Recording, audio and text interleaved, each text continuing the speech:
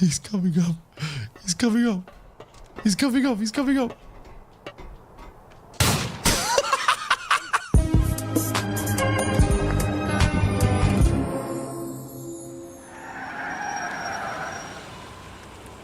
Why didn't you tell me Derek was back?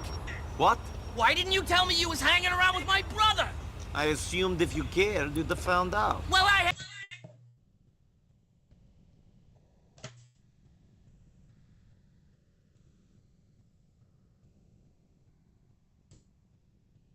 have found out. Jesus. You know Derek's not well? No? No. He's sick. He always was.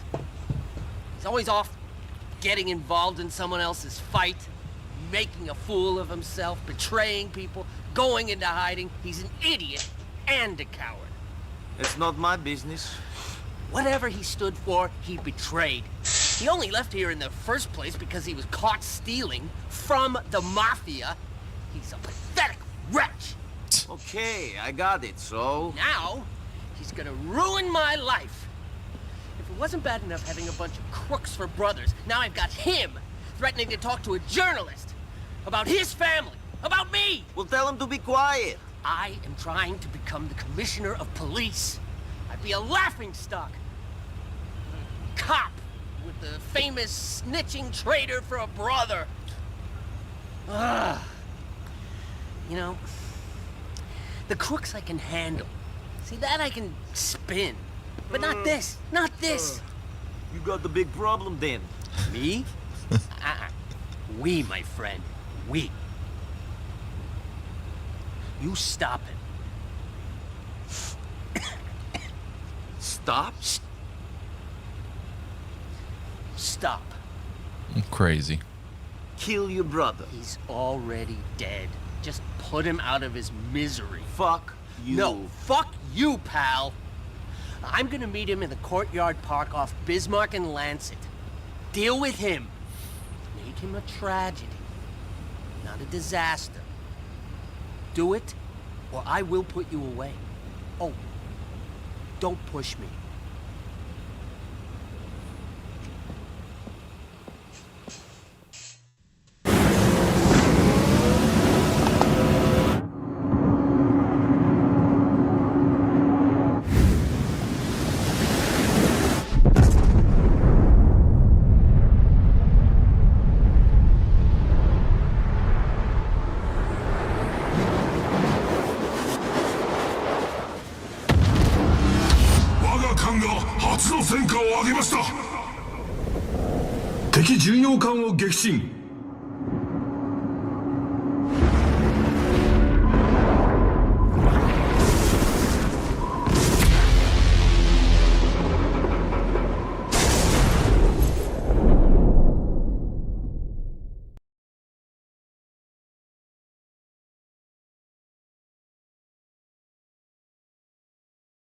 With Wiimod, you can hit skip on the boring stuff like endless farming, frustrating boss fights,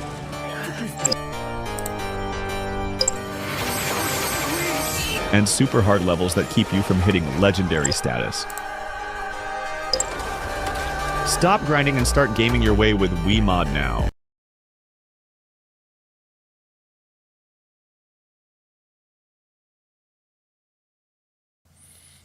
Alright, so welcome back to Grand Theft Auto 4.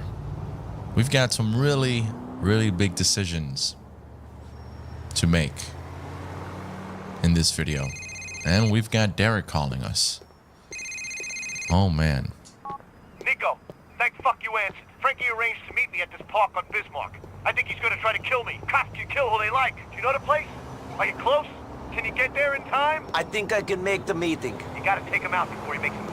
This is Cain and Abel stuff. Ellis, the question is, which one of us is gonna be wandering the earth with a mark on his head, and who's gonna be 6 feet under, you know? This phone's running out of battery. Shit! Look after me, Nico. I mean, bro, you gotta be a heartless individual to not look after Derek.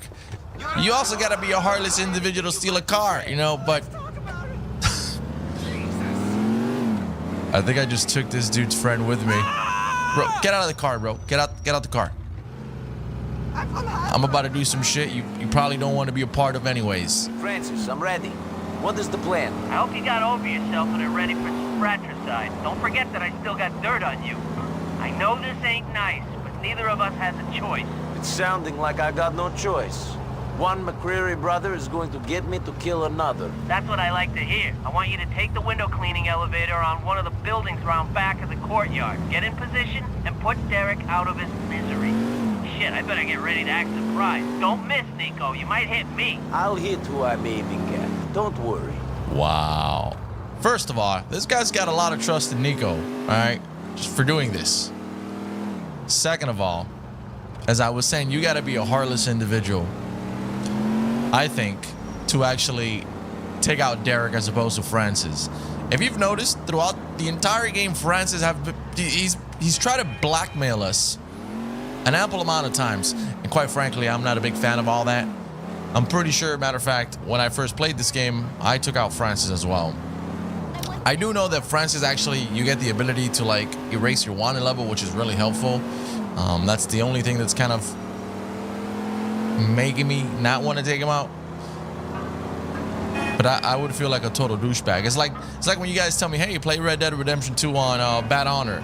I can't do that. My soul does not let me play Red Dead Redemption 2 with Bad Honor. I just cannot do it, okay? I just can't do it. But anyways, we got to get there before this man gets assassinated. Let's see. I don't know. Maybe I'll change my mind. I'll see how I feel. Where's that little elevator? Crap. Hold on. It's not here. I need to find the alleyway. Little street back here. It's got to be here. Hold on. Let me just get off. Now, I don't know if I have a sniper.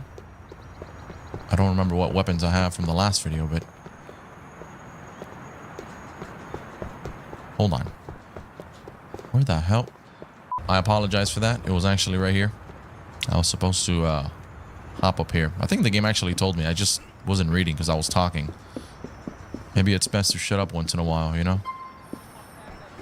Here we go. Oh my goodness. I mean, I'm not gonna lie. Having the availability to erase the wanted level is pretty helpful. Where's my sniper? Do I got a sniper? I do. Of course I do, bro. I'm Nico. I'm locked and loaded, baby. The world has been overrun with deviants, creatures of considerable power and destruction, and this is my new home. Welcome to Once Human, an open-world post-apocalyptic free-to-play survival game. I've been challenged by the developers to spend 100 days here, and since they saw my 100 days to 100% challenge videos, they asked me to not just spend 100 days here, they want to see if I am able to capture every single deviation in the new Way of Winter scenario. An incredibly challenging location where it's not just the deviants you have to look out for, the temperature will kill you for simply trying to leave the safety of your home ill-prepared. A home I'll be trying to build up as best I can as a place to store all the deviations. As for today's video, I am joined by Grav, a good friend and my editor. We'll be working together trying to get as far as we can to make use of the multiplayer aspects in this game. We will also have some extra challenges along the way that I'll cover as we get to them, and you can also play the game yourself for free and with friends using my linky link in the description. It's the perfect time too, as in 2025 there are new scenarios coming out, one of which is Code Deviation that would be perfect for all you ARK players who love to collect creatures. Now if you're on mobile, you're in luck as Once Human is coming soon for you to play. They've even assured me there will be no pay to win mechanics. But for now, thanks Once Human for sponsoring, and I hope you enjoy the rest of the video. Well, this adventure started as I ripped a weird shard out my stomach and burst from a weird containment unit. There was a conveniently placed med pack for me to jab straight into my arm, putting me back up to strength, and there was a memo left on the desk which had today's door code on it. I must be in a Rosetta research facility, as I could tell from the corpse on the floor and writing on the walls. But I didn't want to hang around in case they accused me of causing that corpse, so threw the pin code into the door, unlocking what were the thickest doors I'd ever seen. And on the other side was another corpse, so I stole their keycard and a memo talking about something called the Cradle, which was found near subject A073. I figured out I was actually that subject, and through the door was a floating backpack which gave me some really weird flashbacks or flash forwards of me wearing it. Eventually ending with it on my back and a strange purple crow floating here. Chromina, is that you? Unfortunately not. This was V, and he explained I was a metahuman, and offered to help show me the way out. So I guess I was going to follow him, and after walking through the glowy space portal, which seemed like it belonged to the TVA, I found a machete in the weapons crate, so at least I had something to defend myself with. Good timing too, as right outside was my first deviant enemy, a weird spotlight-headed dude, someone I put down fairly easily. V told me that deviants are created when humans get infected with stardust. Well, whatever they are, they're going to be left to turn into sawdust as I slice through another one and his friend. Here I found something amazing, a Molotov. Perfect for me to kill things with fire. A fun trick I learned in my previous video. I also found a hat in the crate on the other side of the hall, then kept moving along using the TVA portal, following V's flying butterfly trail, collecting some boots, and this weird after image of some lady. When I touched it, it pulled me into some really weird hallway, and there were more of these after images which I just ignored, as behind this door was another deviant. This one had a suitcase for a head that I decapitated, and in the crate beside it, some gloves. What was most interesting though, I could telekinetically pick up the suitcase and shoot wads of money at my enemies. Signs of a true capitalist. But down below was something I really wanted. A butterfly's emissary and my first deviation. So I had to capture it.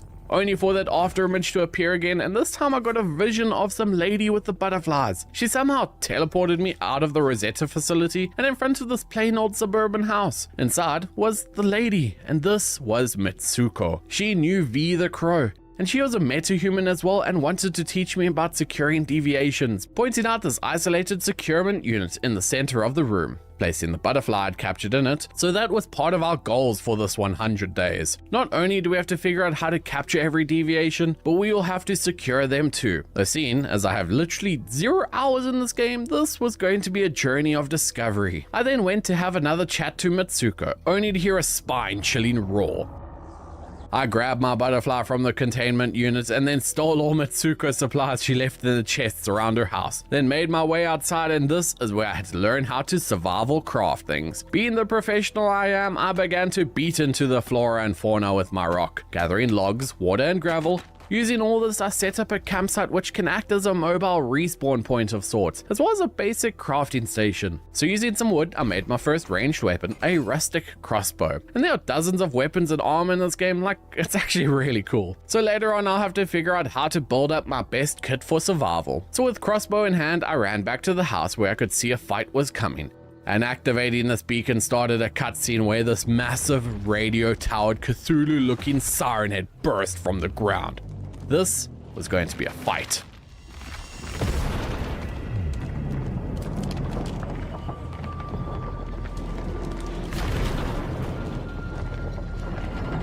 That's a very big boy.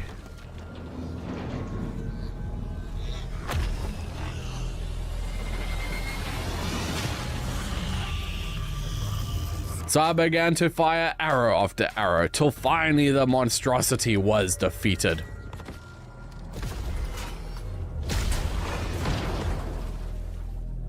Investigating where the deviant fell, there was a man, and this was Igna. He is the big bad leader of our story, and he was headed north to the land of Way of Winter. The brand new scenario from Once Human, so things were about to get a whole lot chillier, as of course I decided to follow him and hunt him down. Teleporting into the north only to have it miscalculate and spawn me in the sky.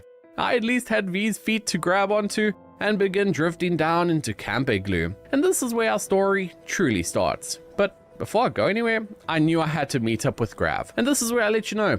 We recorded this entire video on a server, so sometimes the day and night cycle won't necessarily line up, as I was in and out of hospital for brain surgery while recording this. Yeah, I'm not kidding. So I'd really appreciate a sub or a like on the video if you find yourself enjoying it. It's currently 100% off, so completely free. Leaving the safety of Camp Igloo at the start of day 2, I was already getting cold, and you'll see temperature becomes a massive pain for us as we try to progress. I spotted a strange 6-legged bus in the distance. No idea what the hell that thing is, but it definitely looks scary. And it didn't immediately attack me, so I have to assume that's a good thing. But it did just kind of speed away from me before I could figure out what it actually was. However, I was here as Grav was on his way meeting up with me. If you've seen my videos this year, you will have seen some of Grav's work and even some comments of his. We ended up standing around a while trying to set up our team that we named Copperfront, but waiting so long meant our supplies had drained. Okay, we really need food and water. So I think we got to figure out how we can find food and water first. My first idea is just shoot a deer in the head. Okay, where's the deer? There were plenty around here. We began to hunt some of the reindeer in the area, sniping them in the head with our crossbows, then skinning them with our knives for some meat and hide. The meat we all need to figure out how to cook, and the hide can be used for armor. But trust me, we're two idiots who take way too long to figure out how anything actually works. So while we began to stumble around, I found this random player's house who left their window open. So being a true South African, I jumped into it to have a look around. I wasn't here to steal anything, but they did have an arcade machine which I began to play, not realizing I was actually spending an incredibly important currency known as Starcroms. And you can actually use this machine to gamble as a chance to win blueprints for weapons, one of which I won was an S-tier automatic shotgun I'll craft later. But seeing as I was out of Starcroms now, we chose to just leave the way we came in. We got some prizes, I don't know what they do yet, but you know. Okay, we still need to solve our water problem. I have a solution. Yeah. I began to follow Grav to see what his plan was, and he actually paid some attention in the tutorial as he set up a camp. I couldn't use his, so set one up of my own and saw I could boil the dirty water here to have something I could drink. I also made a crude pickaxe so I wouldn't have to beat things with a rock to harvest it, then made use of it harvesting some copper around the area. And it was then we noticed we had at some point gotten some loot crates. Opening mine, I got some tiger pants, a despair emote which I'll probably need a lot, and a cute helmet. I decided to equip both. Now there are quite a lot of cosmetics which I'll switch between throughout the video, so I'll try cover what the armor is underneath when I make it if you want to copy my build. And in order to start progressing, we decided to see what our task was. So if you look in the top left, you can see what our currently tracked task is. So I summoned Envy to have a chat with him, and he pretty much told me what I already knew, that this far north was cold. So I needed a way to stay warm, then did that by gathering some stones and logs, and then was about to set up a new campsite when Grav called me over. He had found someone's deviation, a little Digby boy who will automatically gather ores for them. Certainly a useful deviation to have, but I had a task to do. Setting up a new campsite where I crafted a torch and a full set of tier 0 Snowland rustic gear. Wasn't great armor, but should help keep me warm for the moment. So that was all the tasks V had given me.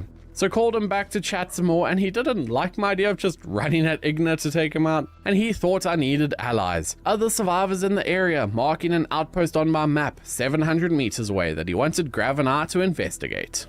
So we started running to the marker, needing to do our best Skyrim horse impression to get up the hill, only to find the outpost heavily defended. So I shot my crossbow at the guard, but fortunately it had no effect as these people were friendly. And they let us in and ran up to chat to Masley, and she was a strong leader but seemed to agree Igna was a bad dude and also wanted to take him out. Except she didn't trust us yet. I mean, why would she? So like any good NPC in a game, in order for her to trust us, she gave us a mission first. But before we did her mission, V wanted us to get more equipped, and that involved setting up a base. So Grav and I had a quick chat about where we wanted to build, bringing out our best dad jokes saying how it'd be cool to build in the snow, chilly even, and eventually deciding before we set up anywhere permanently to at least get a temporary base set up. Well, let's make our way that direction. I've set a pin and then we can pick a spot in person there. It's 800 meters away. Okay. It's back the direction we just came from. Is there fall damage in this game? I'll find out. Oh, you got your bird. How do I deploy my bird? Jump and press space again. Oh, okay, well I just hurt my ankle. With Grav hobbling behind me, we ran all the way back down to the beach, even using V to glide and gain some extra distance, until we ended up at a relatively flat iceberg. It was here I set up my first territory, and what's great is your entire territory can be moved, as I'll figure out later on, but for now I had some basic tasks to complete.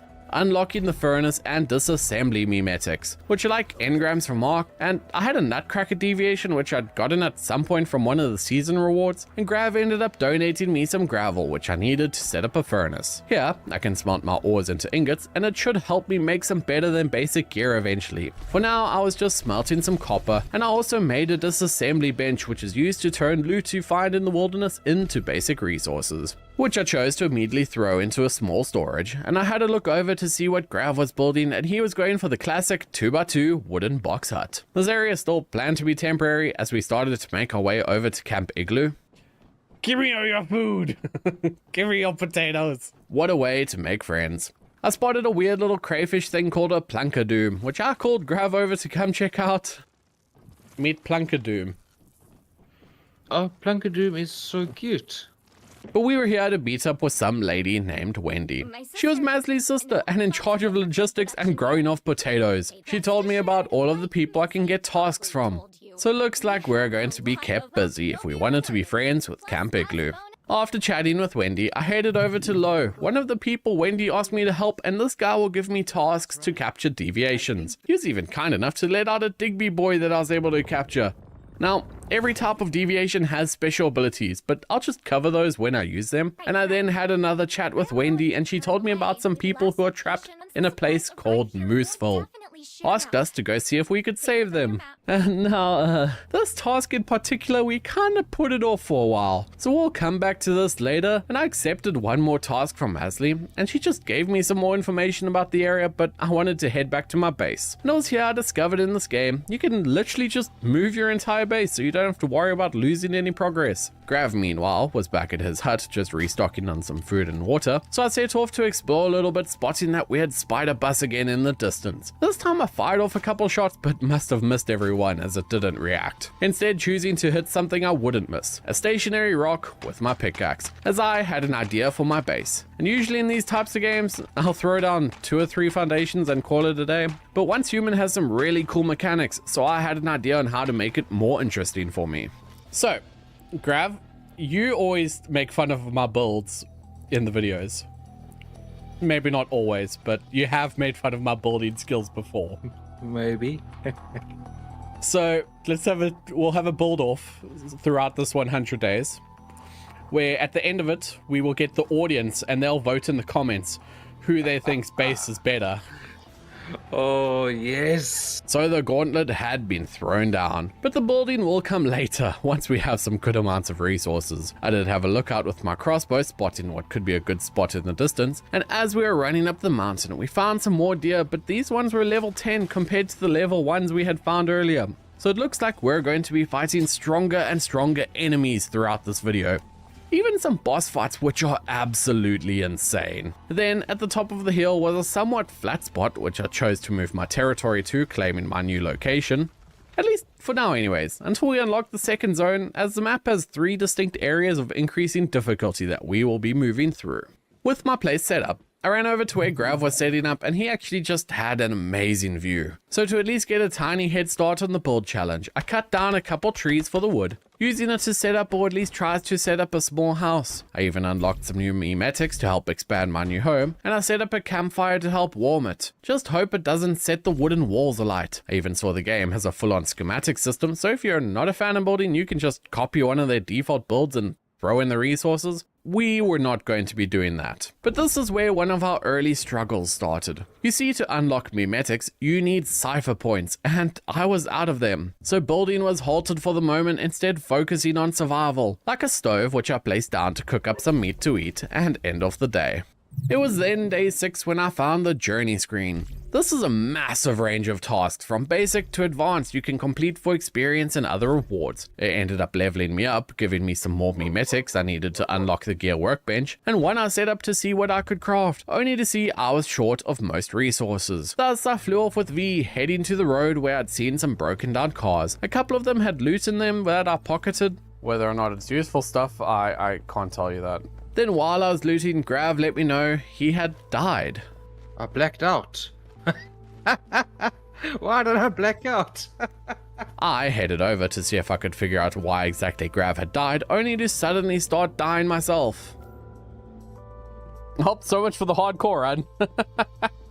I had no clue why at the time, but what actually happened is we had died to hypothermia. So back at the base, I began to disassemble the bits of loot I'd found into scrap and parts, using them to set up my primary gear workbench. Here I can craft weapons, armor, repair them, and upgrade them through calibrating. I saw there were a couple of weapons I could already craft, and the ones I unlocked playing that Whack-A-Llama game after breaking in. I then had a look at the map as I wanted to fight things, and all around the map was these points of interest. They had different levels, so that must indicate difficulty, and we decided to begin checking some of these locations out. So I made up with Grav by his base, where we leapt off the side of the cliff to begin gliding towards the nearest teleportation tower, only to fly straight past it, and realize we had to run back up the hill where we were able to activate the tower. And now, with the power of fast travel, we had another look at the map and saw something called Operation Chiron. So that was our next destination as we fast traveled in. I see people worshipping something. I have a feeling they're enemy. They have guns. They have like actual weapons. It's fine. We have crossbows. Do we shoot? We can Wait, try. what the f is that thing? It's like a centaur deer demon? Grav, this might not be such a good idea. Well, that is exactly why we're doing it. Anyways, as I fired the first shot to see if I could get it to kill Grav. They're shooting back. Shoot it from a distance, kill the deer demon. We started fighting the event, taking out some of the worshippers before they realized what was going on. While fighting, I did realize these enemies were the Vultures, members of the clan run by Igna, who we were here to stop in the north. So I focused my fire on the deer demon, managing to send it back to the Shadow Realm. To defeat this event though, we needed to control this pillar of ice, shooting off the vultures as they ran at us. But when the bar filled up, so did the number of enemies. Kill the entity's clone within 25 seconds. What? Oh, we got a deer thingy. It's quite a chunky boy. He is chunky. We then got gassed and began to run, only to find the deer thingy had vanished. So we saw it as a victory and made our way to the next pillar, using my machete to begin hacking through the enemies. And slicing and dicing, it took us a while to realize we weren't at the right pillar. But it meant we had new vultures to fight. Oh no. I see what you mean. They go boom.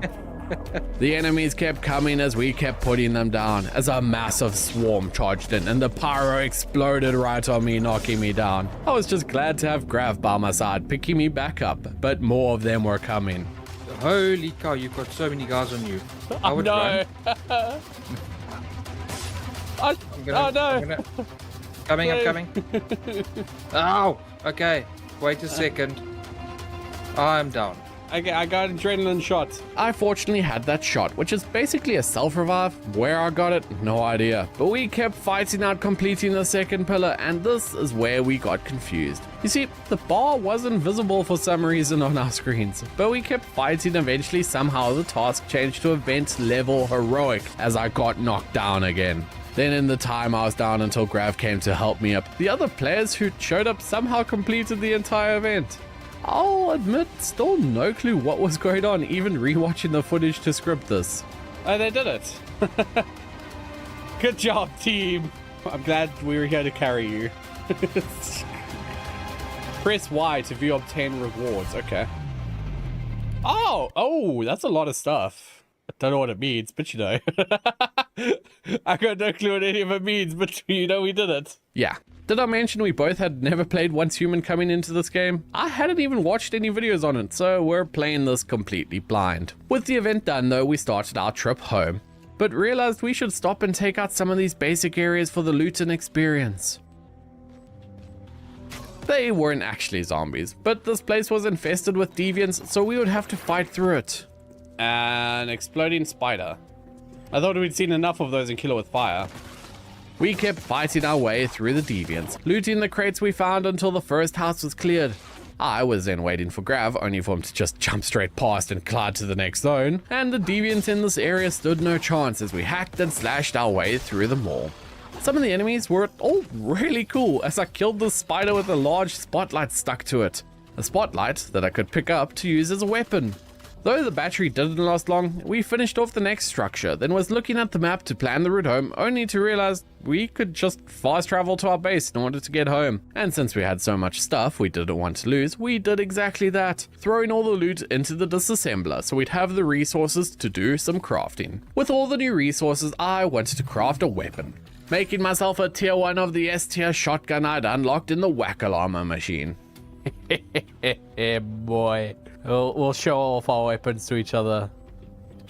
I also made myself a pair of rustic pants. Now, the armor in this game can be made using different materials to change its stats. It takes us way too long to figure this out, so I hope you can learn from our failings. I ran over to Grav to show off my new gun and see what he had been up to. Testing out my shotgun on the nearby deer only to see its damage was pretty bad compared to my crossbow. Could at least deal some fire damage as it has a chance to set enemies ablaze. And Grav had made himself a nice new assault rifle, the Soccer. And with our gear and weapons, the next step was to summon V again and chat about our plans. He basically told me to do what we had already been doing, to help the members of the column like Masley and Wendy, but as we were running around, I got hypothermia again, so I had to hide in my territory, focusing on gearing up.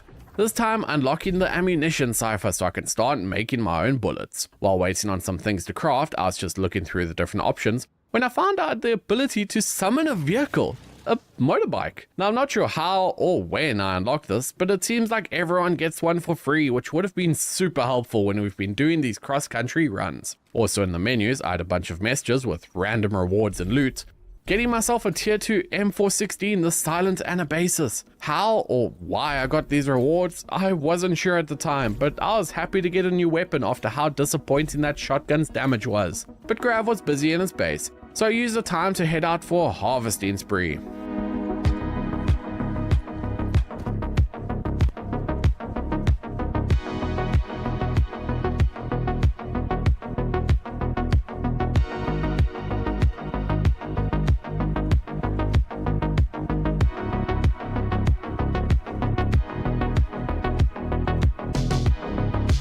I smelted down the ore I gathered into ingots, which I crafted into some bullets for my shotgun. I also found my Digby boy had been working hard. So far he had gathered a ton of ores which I collected. However, I wanted some upgrades. One upgrade I wanted was to make a copper pickaxe.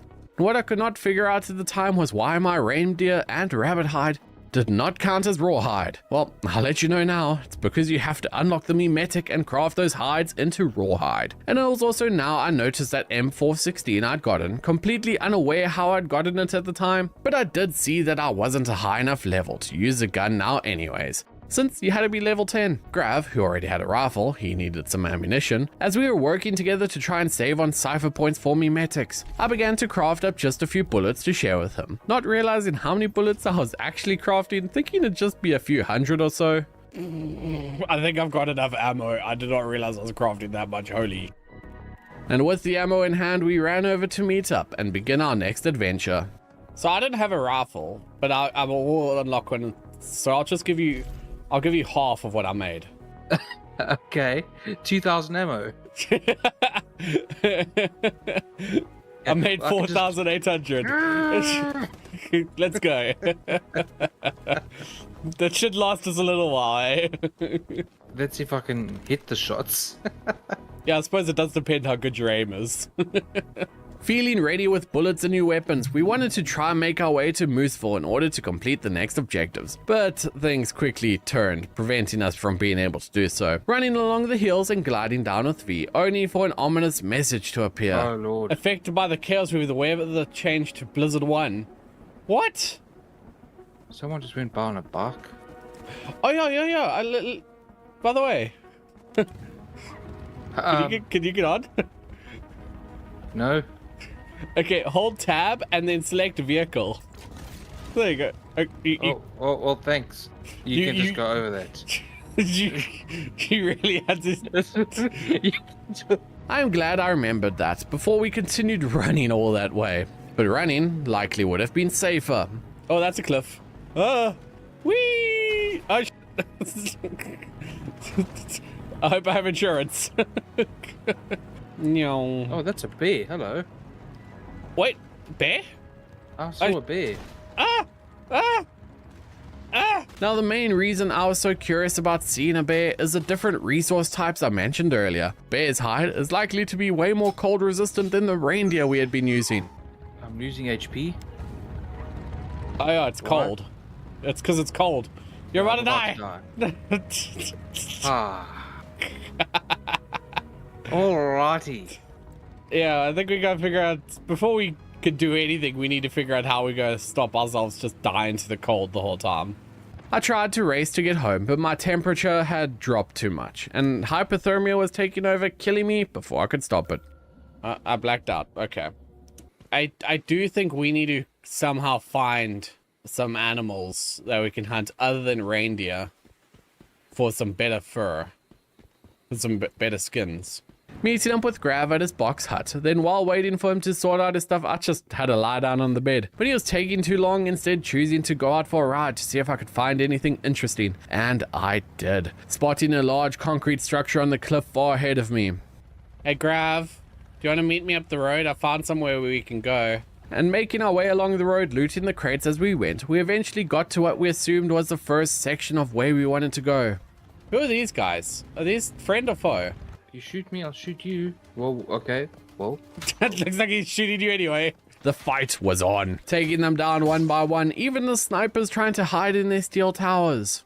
So, these are Rosetta researchers from what I can tell. And if you remember from the tutorial at the start of the game, we were in a place with a bunch of Rosetta researchers. So, we are in one of the facilities of, you know, the people who had us captured. Or were experimenting on us or something. With the small outpost cleared, I began to run up the hill to the next facility. Also, I'm still just using my crossbow. You're using your motorbike, you lazy sod. Just run up the hill, get your cardio training in. Come on. I didn't work this hard. We'll come here just to run up a hill. Defeat normal enemies, look for mythical crate. I like the sounds of that. A scenic viewpoint. Investigate. Oh, okay, cool. So yeah, I think I found us a cool spot to explore. Agreed. Now, let's just not die. There's a dude standing very ominously in the passageway there. Alright. Oh, there's multiple.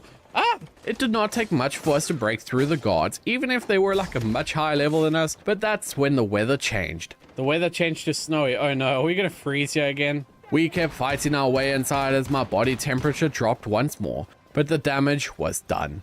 Hypothermia quickly engrossed us once again as we started to lose health. Oh, now I'm losing HP. Now I'm dead. Did you die already? You're dying too. Oh, wait. I'm dying. Okay. It's been nice knowing you. Bye. Hypothermia was starting to get really annoying to deal with. If only we were smart enough to figure out how to combat it. Don't worry, we do. Eventually. I learned the leatherworking mimetic back at my base, so now I finally knew how to make raw hide. You just craft it from the animal hides. I also saw now that to make better armors by simply crafting a higher tier of the armor you want, so I wanted to see if I could make some new armor in hopes it'd keep me a bit safer, but I was short of some resources, so I was out harvesting once again. I made up a full set of the raid armor, but here's the thing, this armor did not have the same cold resist passive that the Snowland Rustic set had. So now the second I tried to leave my base, I was freezing. So I just had to put back on my original armor. And I clearly had no idea what I was doing, but that's okay. We obviously have the long-term goal of capturing every deviation in the scenario, but until we can just survive, we can't work on that goal. But I promise, things get much crazier later on when we start doing some dungeons. I had a chat with V to try and see if I'd find any information, and something I saw was the commission board. This is basically weekly tasks that show up for the course of a scenario where you can complete them for energy link and experience. So I set off to see if I could complete mine, starting with chopping down some trees, while Grav had made a discovery. I've got a thing called Hetium that I'm making. When you have it in your backpack, you gain cold resist and frost resist plus 10. Reverts to thermium after 60 minutes. Now that is an amazing discovery, as maybe now we won't just die immediately. No promises though. Since I had all the wood from the commission, I used it to set up a second small little house, since one of the commissions was to do some building, but the rest of the day just became a work on commissions for the rewards. On day 11 is when I discovered your cradle has some override upgrades. I chose to assign tactical combo, so my weapon damage is increased by 25% after reloading. While I was then completing my final commission for week 1 to unlock all the new tasks, Grav let me know he had found somewhere for us to go, so jumped on my motorbike to begin heading over to him. Oh, wow. I don't think that's someone's base. I think that's a explorable point on the map. Oh, that's the Rift Anchor Wishland. Well, for what it's worth, I'm now level 13, so we're theoretically ready for this. Okay, I'm level 9. I'm still busy doing my My tasks. Oh, come on! Might take longer than yours. Well, while Grav was complaining about doing his commissions for the experience, I decided to drive down and take a closer look. Oh, yeah, this is a settlement exploration. I've got another thing here. Defeat normal enemies, look for the mythical crate, find weapons and armor crate, and activate the rift anchor. There's deviants here. I'm going. Yeah, I could convince you. With Grav on his way, I began to fire at the deviants with my crossbow, then scampered around to find a way in, spotting some huge bears. Oh, corrupted bear. Kill it? Slightly more than just it. Oh, they are tanky. Grav eventually caught up with me so that we could start trying to take out these bears. But I wanted to use my shotgun, dropping slowly down the cliff to get closer and open fire. There are also corrupted wolves who I started to take out. I'm not gonna have enough ammo for this. I am. Well, that's because I'd forgotten about that rifle I'd gotten, but I'll realize soon. With the wolves taken out, I dropped down to see if I could start collecting the loot, skinning one of the wolves for their hide. Oh, you can get wolf skin from these. we can actually make some better armor. And the bear. So we probably get bear hide from the bears. I ended up firing my last arrow, causing me to switch to my machete as I lunged forwards into the pit. Thankfully, everything nearby was already dead, freeing me to skin the corpses. Oh, there's a bear meat. Oh, from the wolves I was getting beast meat. Did you find a bear? Yes. That's a big bear. Oh, that one's tankier than the other one we fought. That's a lot of stuff. I got a weapon. I got the SN sniper rifle.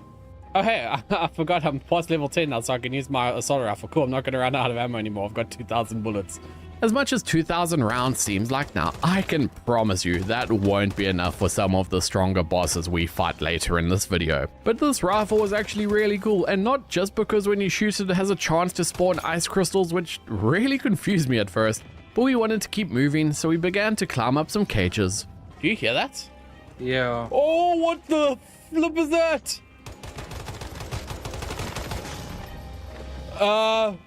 Grav? I'm coming. Where are you? Over here. I'm right next to you. Do you see it? It's a claw machine. Oh, I'm taking so much damage. Oh no. No, dying today. Where's the headshots on this thing? Doesn't even have a head. We finally put the claw machine out of commission, definitely one of the stronger deviants we have fought so far, but we kept fighting our way through Wishland, actively searching for the rest of the objectives, only to hear some terrible news from Grav. Oh, I shot an otter. I feel really bad. You monster! How could you shoot an otter? You're gonna get hate comments for that one. Didn't mean to. Did it give otter meat at least? No, it was in the water. Oh, so you didn't even harvest it, you just wasted it. Did you grab the scenic viewpoint here? So with Grav potentially getting cancelled in his first video appearance, we decided to keep fighting our way down, firing some of the employees trying to stop us. What's that? Crocodile. It's dead is what it is. Eventually we made it up the stairs on the other side of the building where we came up on our first rift anchor. We were nervous. We didn't know what to expect when we activated this thing, so chose to finish exploring before activating it, jumping into the roller coaster. Whee! And after a fun ride to the other station, Grav's ride caught up to me fairly quickly, so we kept up our slaughter. And then Grav found a rather strange enemy. Oh, hello, what are you? I had to search around till I found Grav and his foe. Oh! Okay, I found it. Pop the balloons! Oh, my word, don't get hit by the balloons. Hundreds of bullets were fired at the balloon mass, and even a couple grenades. Yeet! Screw grenade.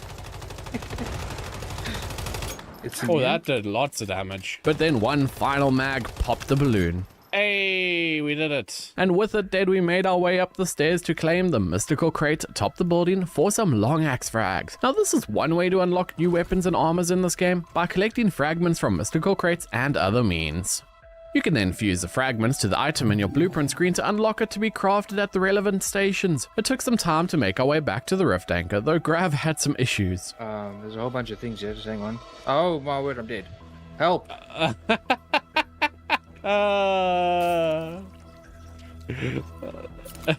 Hi, that's good. Okay, cool. Let's go do this mystical anchor. This rift anchor, sorry. It sounds ominous.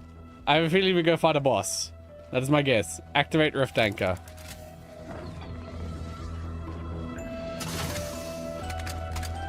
Well, that was anticlimactic. So there is something more to this rift anchor, but it will take us a while to figure out, and there is a boss fight once we do. Oh, the claw machine's back. I don't have enough ammo for this. Remember how we said 2,000 bullets would be plenty? Yeah, that's quite clearly not the case. I then wanted to go claim my loot from the claw machine, only to miss my jump and land in the water. There's a capybara! Oh, That's what I shot. Oh, you get even more hate now if you shot the capybara. Oh, I'm about to die. No ways. Same. Yeah,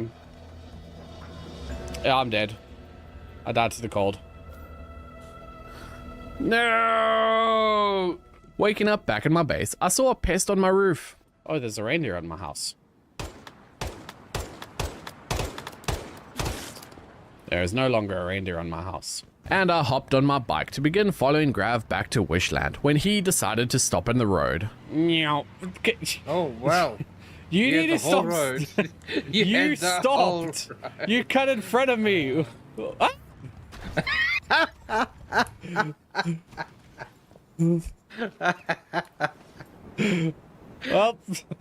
no, there's a clip there.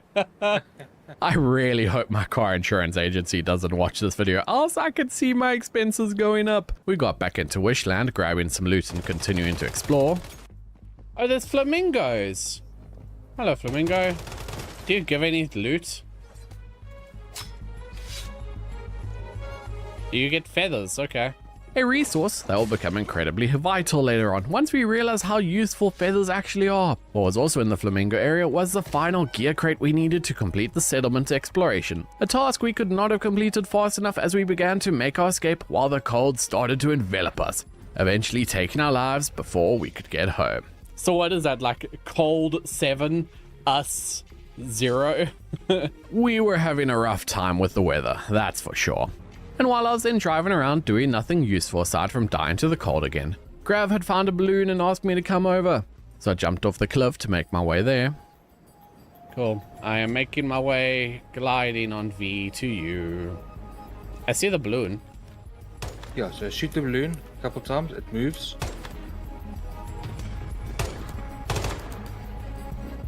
Oh. And then you get loot from it. So it's like a little... It's a very basic little puzzle thing. With my prize, I decided to head home, making sure to drive very carefully as for some reason,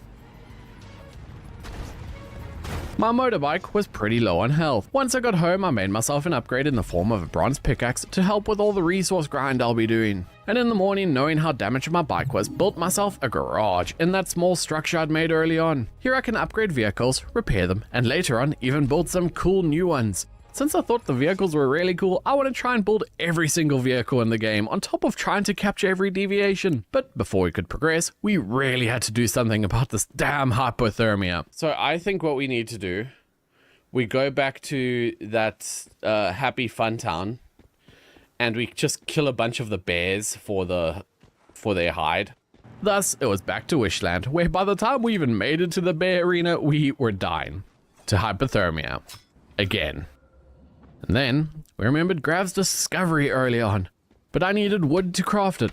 Well, not wood per se, but charcoal. So I set up a second forge to double my smelting speeds, then crafted myself a thermium, which I made with charcoal, into a heatium. This one small stone will increase your cold resist by 10, a much needed amount when you're dealing with these negative temperatures. I sniped another deer off my roof, then went for another absolutely massive wood harvesting spree. And I used some of that wood for even more charcoal to begin smelting down steel ingots. With how much I was planning to smelt, I set up even more furnaces to truly ramp up production. I also threw some wood in the fireplace to try warm up the area. That also happened to be one of this week's commissions, and I set up a bed as these are useful to help you regain your sanity if it ever drops. But with all that out of the way, Grav and I finally wanted to try to head to Mooseville and hopped on our bikes. Except Grav hadn't yet made a garage to repair his bike, so he was setting off with it already on low durability. If my bike breaks down, I can't use it. You should have made a garage. I can't go off-road. Huh? I can't go off-road. He's so scared. Just don't crash. You'll be fine.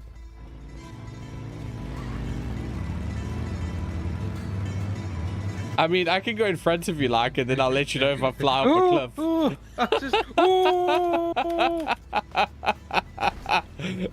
I mean, who could have seen that coming? Clearly not Grav. He decided to fast travel home to repair his bike, while I continued on to head to Mooseville, except I never got there either, as I found this really cool donut town. That was another settlement exploration. Well, I found a little like outpost thing where there's another one of those like look for mystical crates again. So while I wait for you, I'll just start killing things. So sniper in hand, which I'd gotten from that bear crate back in Wishland.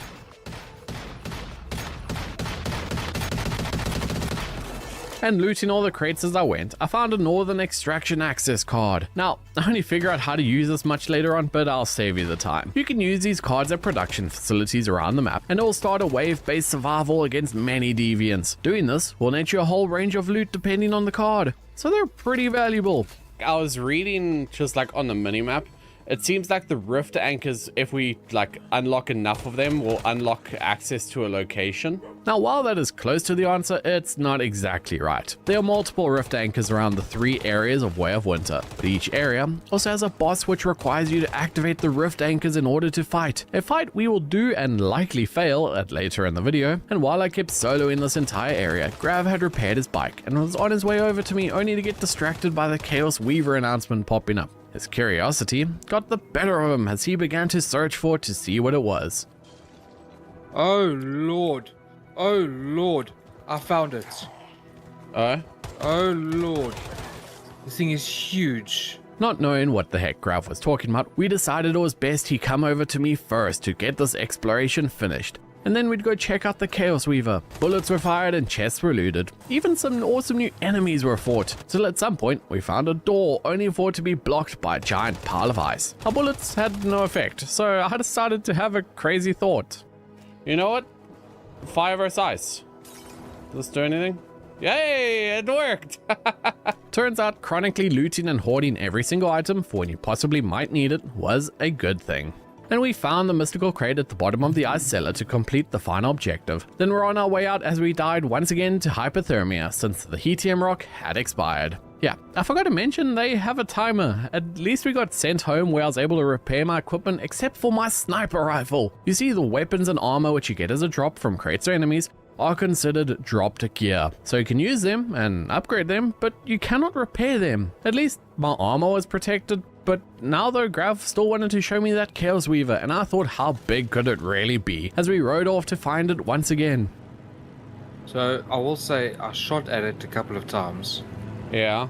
And my bullets were doing 1 damage. Each. Oh. Okay. It's level 30. Where the heck are you taking me? Oh. Right here. Okay. Oh shit! Okay.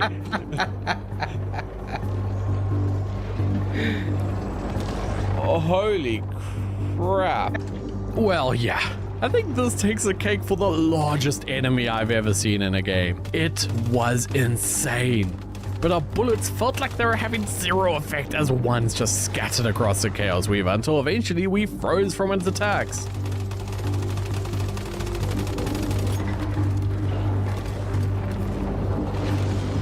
I'm frozen. I died.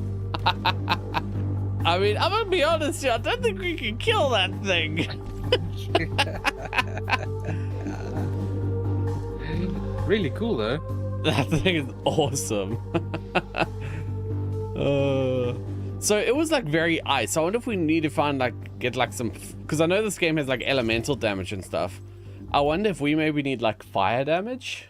Now, at the time of writing this, I still don't fully know if my assumptions were correct, so you'll have to just keep watching till later in the video when we try to take it on again to be able to kill it. I set up a second deviation containment unit, as don't forget, our main goal is still to try capture every deviation, or at least as many as we can in 100 days. So far, I had 3. With a total of 36 unique ones in the Way of Winter scenario, I could only hope to start running into more soon to capture them. But the thing about deviations, they each have unique ones in order to improve their power and mood recovery. For my butterfly, it needed a green light and some crops. Except I was too dumb to figure out the crop system right now. Instead, choosing to work on some more journey tasks like making a fishing rod, searching for corn even at the cost of launching off a cliff on my motorbike. Twice? Yeah, my insurance definitely should not watch this video. And I arrived back at Camp Igloo in the morning of day 16. Now, I said I wanted corn. That's simply so I could make fish bait as part of my journey missions. I instead found another Digby boy that I captured, then had a chat with Lo again, who gave me some more deviation capture missions that I can complete as I come across them. But I was here for corn, checking out some of the shops and even had my cursor on the corn seeds, but it wasn't until later when the footage was rewatched that we saw I had missed the corn seeds. As I was then driving home, I somehow ended up inside of this weird mist zone which really confused me as I tried to deploy my bike but couldn't. That's when I turned and saw a pink beam of light, so naturally my moth-like tendencies walked over to it. Be on your guard. Eliminate all deviants in the fog. I picked up a minigun. Oh, those are big spiders coming at me. I had to open fire on the hordes of arachnids now set on killing me, getting through the stage as quickly as the final one started. Holy shit, oh, these things are massive. Oh no, oh no, oh no, oh no, oh no.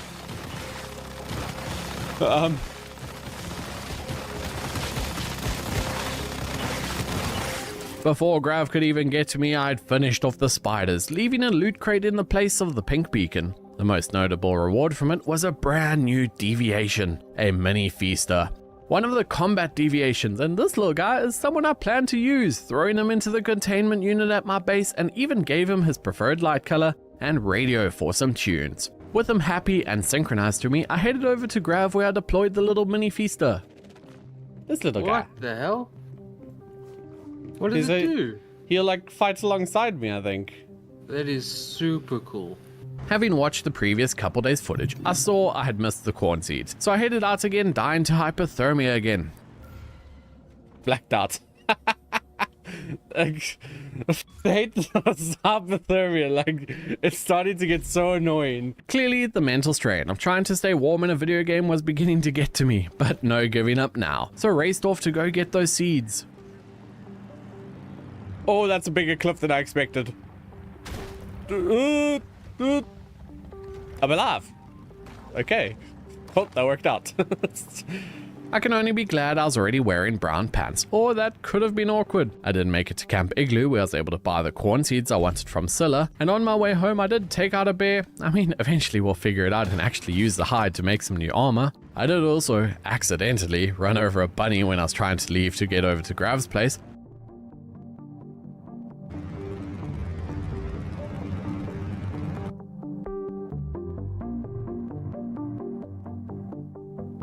Since we wanted to try and share the duties to save on cipher points, Grav was going to be doing the gardening, so I planted my corn seeds. Oh, it looks like they don't have much light. Okay. How do we give them more light? Quick, someone turn up the sun. While here at Grav's, I did admire his deviations he had set up, as remember, at the end of the video, whoever's base looks better will be decided by you in the comments. We'll even enforce a forfeit that will get shown off in a future video. For now though, we needed a plan. The problem with us going to Mooseville, we keep dying to the cold.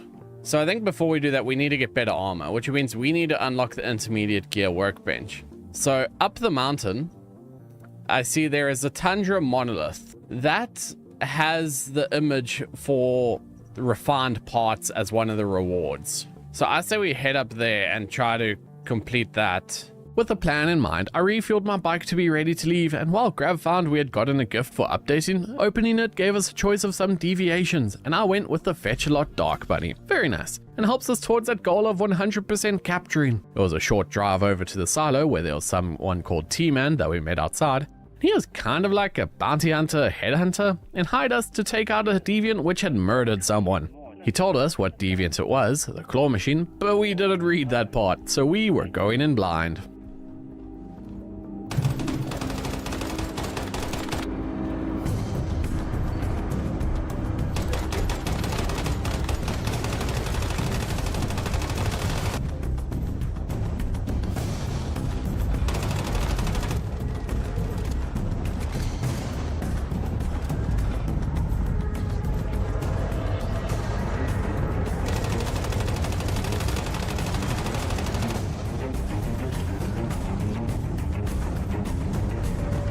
Oh, that's a claw machine!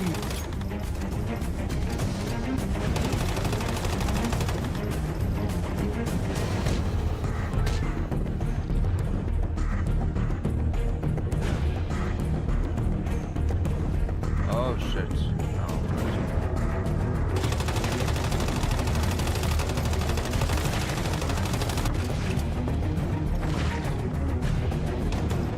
Oh fuck.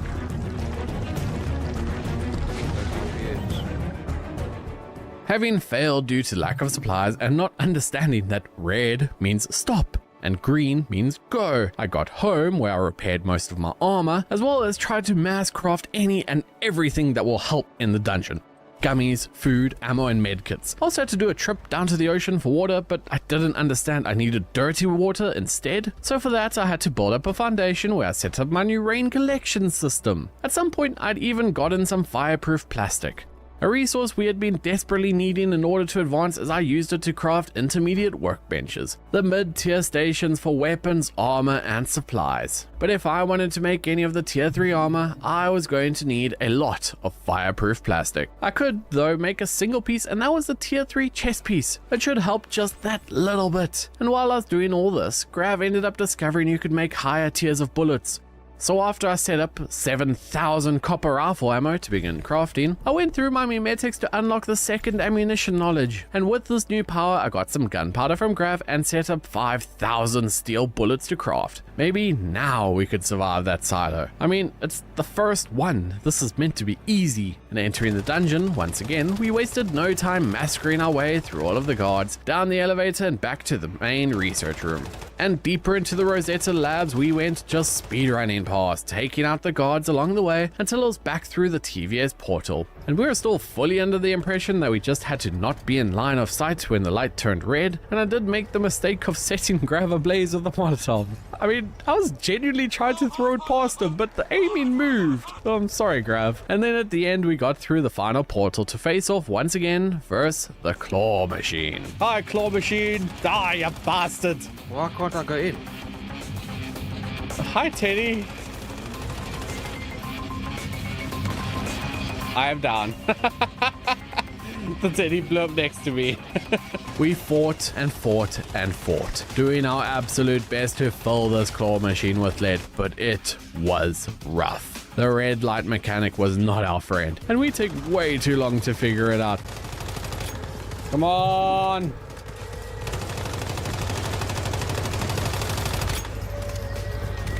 So close! We're gonna get it this one. You got it. There we go. I just dived inside the circle just before it went red so that I could just finish it off. To try. Oh, Jeez. what an incredible relief. I headed over to the loot chest getting some mods and a Buzzy Bee deviation, and I also captured a Hydronaut fish, the biggest gain towards our goal so far. Completing the dungeon revealing the stats of it showed yours truly had the highest total damage share. Not too shabby if I do say so myself, though I'm not too sure what Grav was trying to melee in there. We had to talk with T-Man on our way out to let him know the task was done. The dungeon was clear, but we can come back here later to not only run it again, but to run the dungeons on increasing difficulties as well. Something I only learned after chatting to Chrometer. At home, to relax, I simply spent some time beating my frustration into some trees. I was going to need the wood eventually anyway. Okay, 5,000 wood gathered. That should last me at least 2 seconds. Cool, I'm out of wood. I just used it all to just make charcoal. Maybe later on I can find a deviation to gather wood for me. And with the dungeon done, we did want to finally head to Mooseville. So I made up a new Hetium to keep myself warm, then jumped on my bike to begin the long drive. To Mooseville, finally! This time, not even ramping off the highest of cliffs was going to stop us. Eventually getting all the way there and began the walk-in. Oh, this is gonna be a piece of cake compared to that dungeon. What is that? Whoa, what is that in the sky? Oh, that's a big boy. Grab, big boy, big boy, big boy, Oh, big boy. hello. Shoot his legs. He's got weak spots on his legs. He's down. Oh, there's another one. It's a smaller one. With the two gluttons taken down, another new enemy who took out was some security guard with a weird door. But as I tried to walk through the door, it disappeared. I collected the weapons crate on the school bus. Also made sure to pick up all the loot dropped from the enemies. Nat, Yo. look at the cake. Yeah, at the top there. Yeah. All right, time to go climb this cake. We got to the top pretty easily to claim a mystical crate left as a topper, even being rewarded with Grav spotting something else. That looks really cool. Oh, it disappeared. This was a little puzzle chest. We simply had to follow the new purple splotches, revealing another mystical crate. There was a new scenic viewpoint here to grab, but Grav had some issues trying to get to it. I did. Jump better. Come on. Come on, shorty, you can do it. Jump and grab the ledge. There you go. Grav finally got up as I spotted the glutton from earlier respawning in the sky. So I jumped on V to get closer so I could pump its legs full of lead. Yeah. Fall over, you big doofus. Oh my god, this guy's caked up. And with our pockets now pretty successfully full of loot, we continued on to find the convoy. On top of a building, we met a guy named Hot Dog, and he asked us to wait inside on the chair where he came down and explained to me that they were trapped here by the vultures. So as per usual, it was up to us to defend them. I did first ensure I stole their loot from the boxes, then turned to take out the couple of soldiers trying to take us down. Like, we'd killed massive deviants. These vultures were nothing. Thus, victory was achieved. Hot Dog was, of course, thankful to us for saving them, giving some basic rewards. And finally, we completed the Mooseville task we had put off for so long. And with the time we had spent saving Hot Dog, however, the glutton was back trying to respawn again, so we simply could not allow that. Grav found the rift anchor for this zone, so I came over to help finish off the final few enemies and complete the objectives of Mooseville. That was the third of 4 rifts we had to complete before we could unlock the boss, so we were making good progress. Even if the second a chilled breeze comes through, we're likely to die. So before a breeze did, I traveled home where I made sure to repair my motorbike, as Grav and I were planning to fight our way up to the boss zone, as there was the final rift anchor we needed. Meeting up with Grav by his base, we set off up the mountain, even heading past the Rosetta lab we tried and failed to do after dying to hypothermia. But we had other objectives, as we chose to just ignore and race past the guards until we could higher up where there are even more guards that we took out with lethal efficiency, and we wanted to keep ascending, except You're dying. Bye.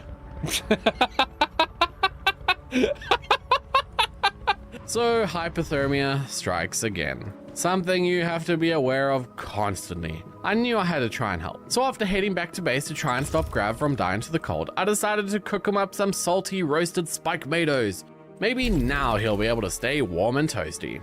Dropping off the meals by Grav like I was HelloFresh, we once again jumped on our bikes to begin the drive back up, following Grav through the sketchiest of shortcuts till we got to the first outpost. Enemies fell and boxes opened, and Grav even found another gear crate for us to loot. So with nothing else we kept onwards, but I noticed a path. What's up here? Oh, don't stop like that in front of me. We definitely had to explore the secret tunnel as we ran up the wooden platforms. And I get it, we're constantly distracted by different things while busy with the main objective, but hey, that's the fun part of open world games. And the path opened up to a wide open cavern, and Grav wanted to stick to the road, so I chose to just jump and Grav had to just follow me in. I don't know Cool. where we're going. We are looking for the Tundra Monolith. Loot crate. See, already worth it.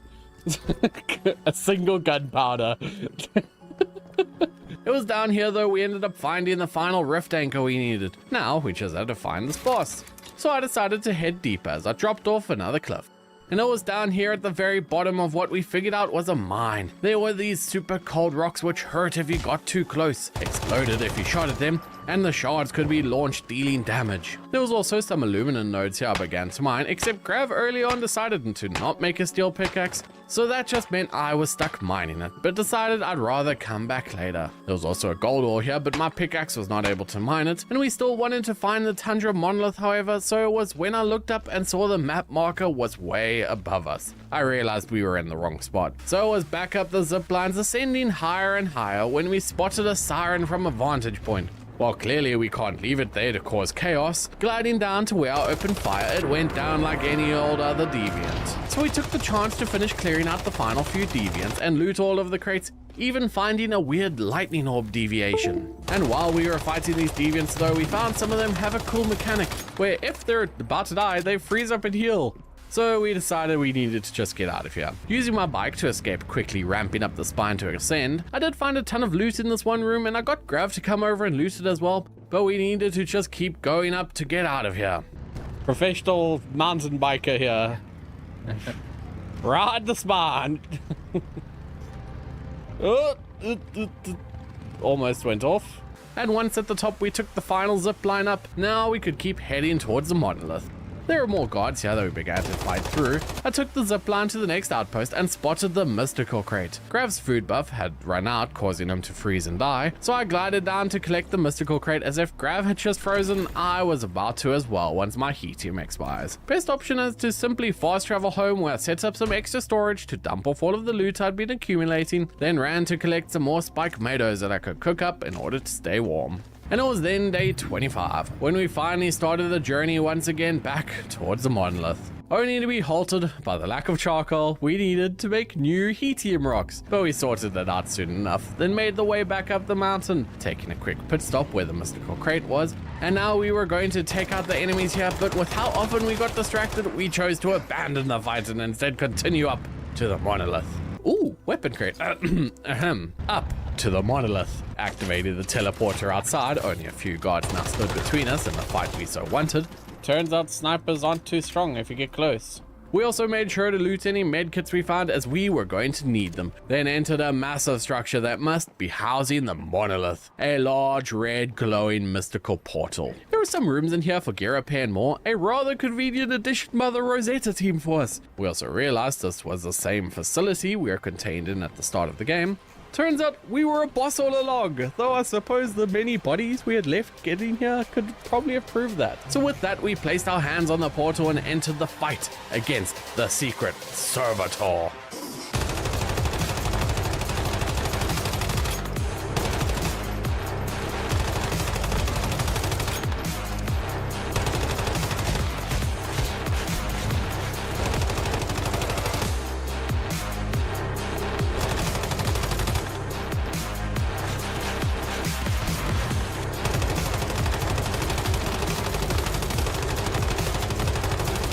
We eventually managed to fire the final few bullets to take down the servitor, netting us a couple of upgrades and even a snapshot deviation. The victory screen showed Grav was a speed demon for his longest distance running, and me with trump card for the highest total damage. Not too shabby if I do say so myself. Now just to head home.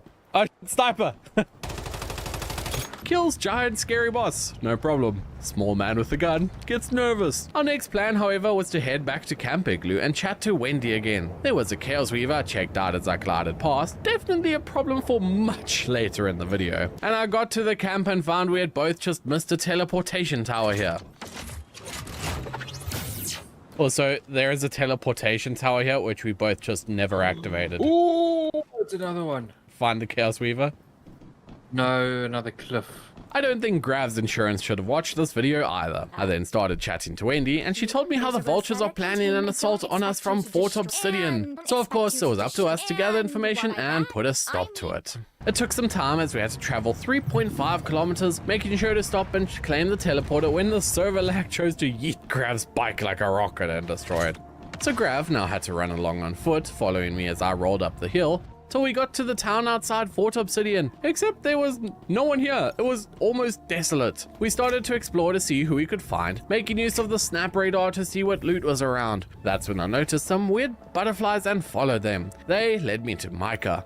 He was a fanatic cultist for the Vultures, looking to recruit people. So I told him everything he wanted to hear, and in exchange he invited me to the team and told me where I could find the entrance to Fort Obsidian. Does this mean Igna would now technically be my boss? Choosing not to think much more on that, we decided to go find this entrance, which turned out to be a huge cave. Not so secret, but then as we entered the cave, it was again absolutely abandoned. You see, there was another player here. Someone just smashing through the same area as us, freeing us to take advantage of the lack of enemies to collect every crate around. But with no sign of enemies, there was also no signs of Igna here. So we went higher to look for the upper floors as our path got stopped. The Cullum sent you to kill Igna, didn't they? Oh, hi. This big oaf of an underboss would not stop yapping as I filled him with lead to take him out. Even getting to watch Grav fight his invisible enemy too, since it was an instance. Igna clearly had left, but he had left behind an after image discussing plans with the underboss we just took out. They were planning a siege on the Cullum members, so I scoped out the place with the scenic viewpoint as we were going to place explosives in an attempt to stop the siege from ever happening. We first wanted to complete all the tasks though, and since that other player had been here, we were short on enemies. We did find a secret mystical crate, but it was not the mystical crate we needed. We finished off the enemies and searched till we found the mythical crate to complete the settlement exploration, and now we could blow the place sky high. So we went to each of the 3 designated spots, setting up the bombs. Alright, let's get out of here, Grav. Gotta go. She's gonna blow. Oh. Nope, that was... It's like a little pew. Pew. And with the biggest ever explosions destroying the base, I hopped on my motorbike, leaving Grav behind to walk since he had blown up his bike earlier. It fortunately was not too far to get to the fast teleportation tower and arrive at Camp Igloo. Wendy was inside waiting for us as usual and let her know all about the destruction of Fort Obsidian. She was at least thankful, though said I should now just continue trying to help out other members of the column. I had another chat with Lo, the guy who handles all of the deviation quests, and he told me about some more deviations I could do if I was in the area, but Grav and I had bigger and better plans. We did some prep work at the base, like making up some more hetium, our favorite hot rocks, and then it was us back on our bikes as we were going to travel all the way to Whalebone in the Vina Fjord region. This was it. Our first foray into the second zone, and we immediately took out some guards trying to stop us advancing as we wanted to see if they dropped fireproof plastic. A resource we had been desperately trying to find in order to upgrade our equipment, but we wouldn't figure that out until later, so kept moving for now. Hey, it's Golden Gate Bridge. Grav was already starting to freeze in this zone, so we made a pit stop to let him munch some food, but the cold was becoming a problem. We had to race along the roads to try and get to Whalebone before the temps took hold of us and gave us hypothermia, even having to ignore the bus spider we saw super early in the playthrough. But with barely enough time to spare, I made it to Whalebone and unlocked the teleporter, so at least I'd have a quick way back if I froze to death. I could then chat to Ethel, and he was the leader of this outpost, and he told me about a distress signal he got from a patrol in Fisker Harbor and asked us to investigate. I also saw Lo had moved in, and he even gave me more deviation tasks. Not sure how he wasn't freezing our chair in that suit, but for the rest of the day we decided to search for a new and improved base location. As up on the mountains was getting pretty tedious, I did see an opportunity where the bus crawler was taking a nap, giving me the chance to climb in its booty and loot the chest inside, then headed over to what I thought could be a good spot based on my map. Grav was also out looking for spots for us as I kept zooming along, but when I got to the spot I wanted... Oh, someone has built in the spot where I saw on the minimap. So this wasn't going to work.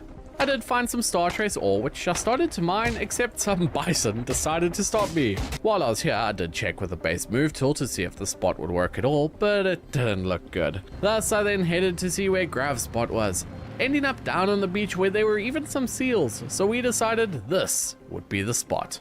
Moving the entire territory only for my garage to end up underwater. Thus I was forced to dismantle my garage and start to build up a new one. Grav was excited about being by the ocean as now he'd be able to do some fishing. I was just happy to not be freezing anymore. Though now that we had some flat land, I wanted to work on my house a bit, then spend a bit of time harvesting resources in the area. Now, since Grav and I have that build contest going on, we chose to spend the entirety of day 29 and 30 harvesting resources in the area, constructing up the house, and even buying some toys for my deviations to keep them happy. The official build submission will only be later on for the contest, but we wanted to have at least spent some time learning the mechanics and making a decent mid-game house, at least for the moment anyway. With all the time we had spent on our bases, it had started to snow on our beach. So much for avoiding the cold. I headed over to Grav's, but something didn't look quite right. Quickly, before you go any further, come with me outside here. Look at your roof. Oh. Now that I'd triggered Grav's OCD to want to work on his base more, I made my way inside his house as Grav had a wish machine I could use. Now, I had a long look through all of the weapons on display, but ultimately I chose to unlock an assault rifle. The Soccer, the Lost Valor. I wasn't sure which armor I wanted to go with just yet, and I'll have to do some reading to see which armor benefits the Lost Valor the most. I did also make myself just some rustic tier 2 armor, using the wool and bearskin to ensure I had decent cold resist. And while going through the crafting recipes in the gear workbench, I found out that velvet is a much better cold resist material to use for crafting. How does one get velvet? You craft it with feathers. And where do the feathers come from, you might ask? Flamingos. I tell Grav all of this, and we teleport as close as we can to Wishland, and we began to fight our way into the poultry prey. I began slaughtering any and every flamingo that spawns, and during our flamingo onslaught I noticed one sitting on a boat alone. While waiting for the flamingos to respawn, the corrupted bears and wolves wanted to see what was up, so I showed a bear my new bow, and we kept farming the corrupt bears and wolves in the area as both animal skins are useful in cold resistance crafting. I also noticed we had a ton of mods by now, so I told Grav we really should look into weapon modding at some point. Grav desperately wanted to see what his newly acquired Snapshot Deviant did, so I just sent him over to another group of Deviants to take them out. We left Wishland only to stumble upon another floating balloon.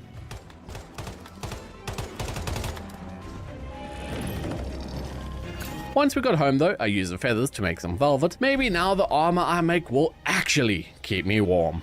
And I started day 32 by calibrating my leg armor and crafting a brand new tier 2 hat. Calibrating is basically like adding resources to give the gear a slight boost in stats, and I then ran over to Grav's base to deliver the velvet I crafted for him, since he was a few pieces short to craft his tier 2 armor. This way you'll at least stay warm. I tell Grav as he rubs his hands together, obviously affected by our cold climate. I collected some seawater, which I boiled for salt to make delicious steak as I began to get hungry, and also found out that different types of ingredients used in cooking give us different buffs, an important detail for much later. Looking on the map, I jotted down a pin for our next location to explore, the Hive-Rail Rift Anchor and its teleportation tower. Driving up the mountain, I let Grav know I was just going to explore a bit while waiting for him, coming across that blasted Chaos Weaver nearby. We joked about taking it on before escaping with the help of our friendly Crow V. And on the journey to Hive-Rail, I decided to shave some time by going off-road, completely missing a bridge and driving into the small pond hidden from view by the brush. As we continue on, I point out to Grav that we aren't getting as affected by the nearby Chaos Weave as we were previously. We got slightly distracted by a missed mission. Obviously we had to stop to complete it for the sweet loot. Hey, I got another mini feaster. And we then proceeded towards the Hive-Rail Rift Anchor location. Entering the restricted zone, we began to clear the enemies with haste. Running up the ramp, I noticed a glowing, floating purple orb. Oh, there's another one of those ghosty things again. And running up the second ramp, I start fighting the enemies on my left, unaware of the machine gun turret on my right. I quickly ran back down the ramp to heal. After dealing with the turrets and enemies, we continue forward, where I find a Fetch-a-Lot bunny deviation. I called Grav over, indicating there's a deviation where I'm currently at. Coming. A Fetch-a-Lot bunny. Fetches something. Yeah, he fetches a lot. After a little while of searching, I located the mystical crate tied to the exploration zone mission up on a grinder. Now the question is, how do we get up there? So during our exploration of the area, searching for weapon and gear crates and the way up to the mystical crate, Grav found another Fetch-A-Lot bunny, which I quickly went to go and collect. I decided to telepathically pick up an explosive barrel, sending it flying towards the enemies on the other side of the room we were exploring. Running out of ammo mid-fight, I decided reloading wasn't worth it, and finished the job with my torch. Efficiency at its finest. The Haverhill exploration zone continued to call our names, so Grav and I set off to search for weapon and armor crates, along with the elusive Rift Anchor. Meanwhile, I was busy clearing another building and decided to spice things up by role-playing as a security guard. Sir, please ensure you have no weapons on you. Laptop out the bag, laptop. Until a random player showed up and shattered the vibe. So much for the immersion. Our search paid off shortly after, as I too discovered some fireproof plastic in a storage crate. Finally, our progression bottleneck was starting to crack. With renewed motivation, we pressed on, eventually activating the Rift Anchor and looting a nearby weapon crate. My prize, a DE-50 Wildfire. I got it. I Deagle. got non-fireproof plastic. Grav was slightly jealous, but we had no time for envy. There was still an exploration zone to conquer. Soon we stumbled upon the Haverhill scenic viewpoint, heavily guarded by enemies.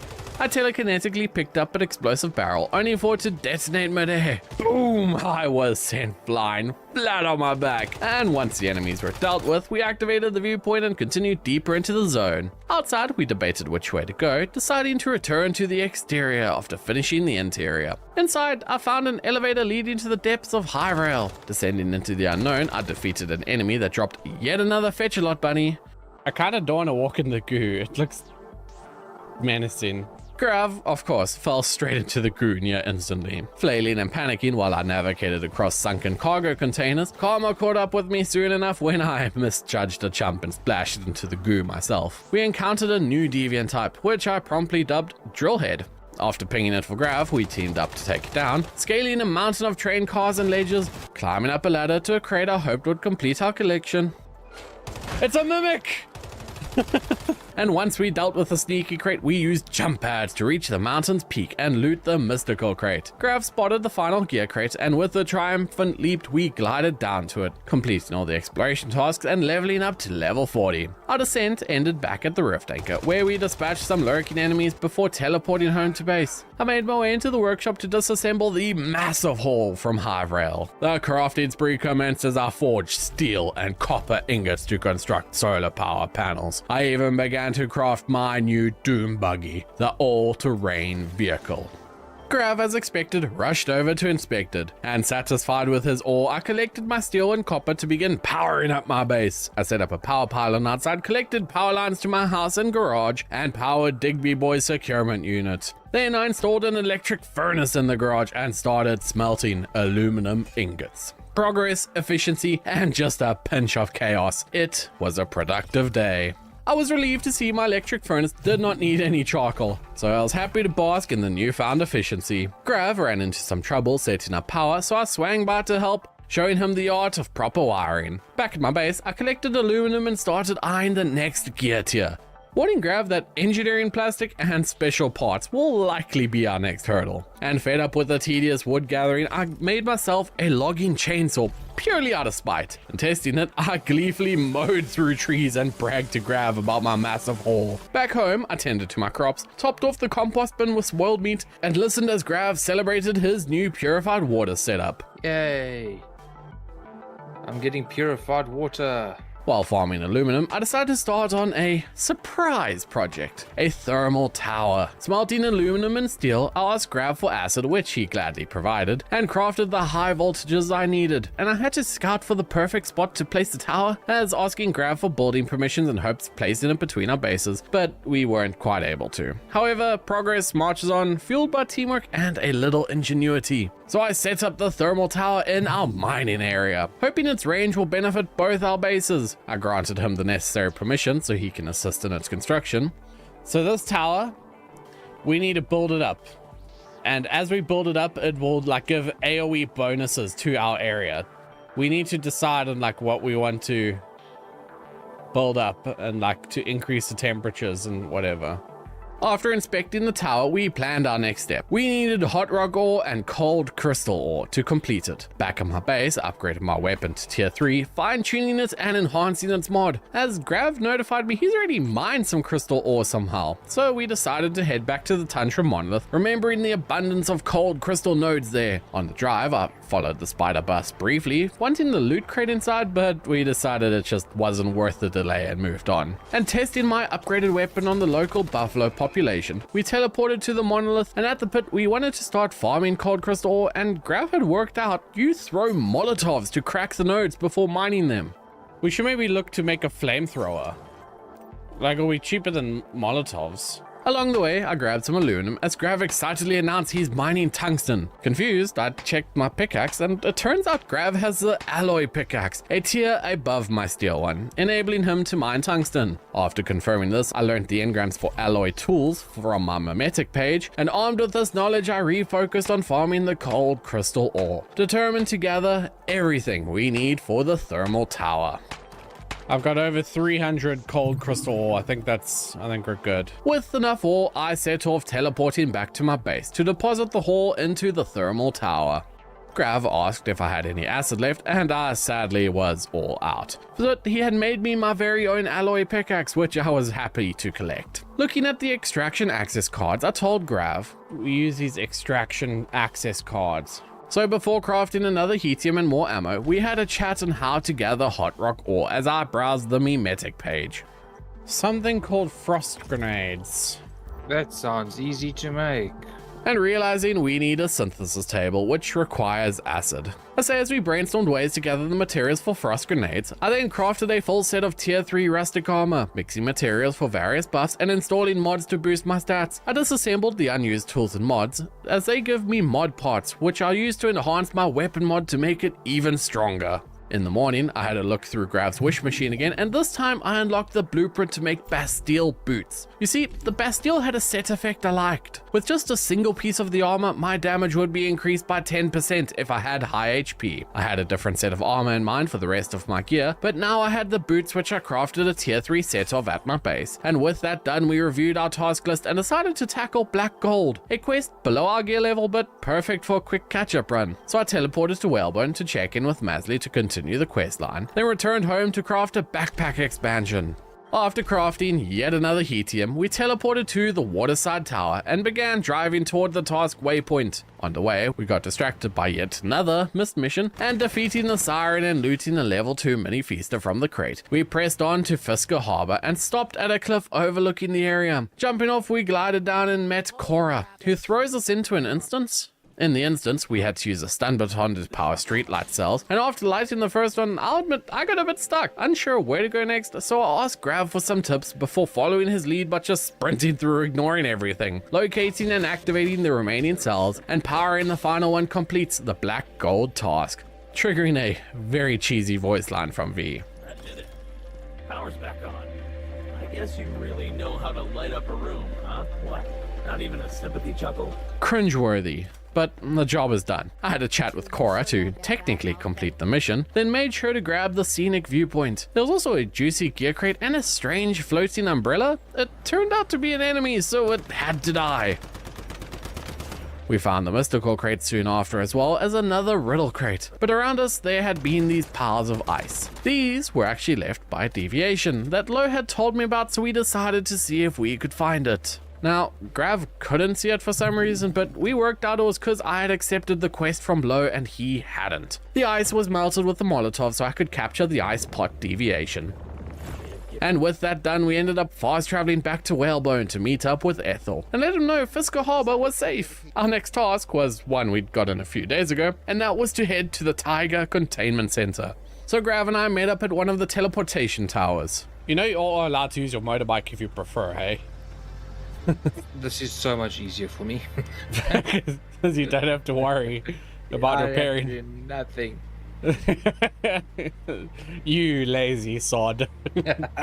It was a long drive back to Onyx Tundra, and we actually ended up at a location we had tried to do before. This was a Rosetta lab we had tried and died to a hypothermia at. Well, we made our way into and up the facility, taking the interior elevator down to the innermost room. We cleared out all the Rosetta soldiers, then found there was another puzzle here. I had to line up the logo for Rosetta, which I did accidentally as Grav pushed me, and then inside was the mystical crate. Downstairs was the room we were here for, as written on the whiteboards was a ton of construction plans, and even the entirety of the column's leadership mapped out. Clearly Rosetta had been doing some research. We had to take some photos so I could show them back at camp. Grav, however, was taking his time. I chose to get some push-ups done to stay fit. But before we did, we headed back to camp, and we wanted to fully secure the settlement exploration, so that meant finding one more crate and the rift anchor. The crate was hidden in the cell, and the rift anchor was up on the helipad. So with that cleared, we went back to Camp Igloo and chatted to Wendy. We told her all about how Rosetta was studying Chaosium, the same substance that Igna and the Vultures were so obsessed with. Clearly there was something greater going on here. She also wasn't too happy that Rosetta called her basically harmless, but enough of that. We had other tasks to complete as we arrived back in the snowy town of Whalebone. Knowles here, we met with the transport captain who let us know we were going to rendezvous with the infamous Roland, the main leader of the column. Oh, hi bus. And as we arrived at the location marked on a map, we weren't greeted by Roland. We were greeted by some lady named Veronica, the chief scientific officer for the column. She told us Roland had gone as part of a team to Emberstrand, so it doesn't look like we'll be meeting him anytime soon. But as we were talking, a group of vultures had ambushed us and were attacking. They did not stand much of a chance as I quickly achieved victory. And chatting to Veronica now that the pests were dealt with, she asked us to finish the rendezvous in Bear's Den, one of the cities further down the road, but I didn't want to do that yet. I wanted to make better armor, but I was out of the velvet and hides I planned to use for it. So I arrived back at Wishland. It was here I took out the bears, wolves and flamingos, collecting up every resource I may need, and it took the entire day until I got bored of farming and decided to do something else. And there was another Operation Chiron going on, and since Grav was not around, I wanted to see if I could solo it, only for another random player to show up and begin to do it with me. It was easy anyways, as we eventually killed the final boss to claim the loot for a completed world event, and there wasn't much else for me to do in Onyx Tundra, at least nothing else that I wasn't horrendously over leveled for. Thus I decided to investigate the access cards. Now I found